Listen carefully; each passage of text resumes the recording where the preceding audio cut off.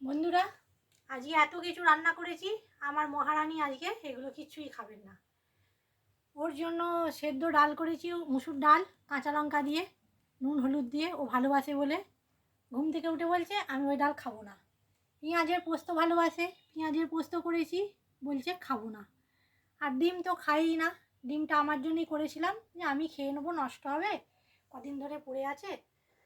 উঠে বলছে আমাকে সোয়াবিন করে দাও, আমি শুধু সোয়াবিন দিয়ে ভাত খাবো। বলুন, পেঁয়াজের পোস্ত মুসুর ডাল দিয়ে কত সুন্দর আরামে ভাত খাবে, তা না, কি না এই সোয়াবিন দিয়ে খাবে।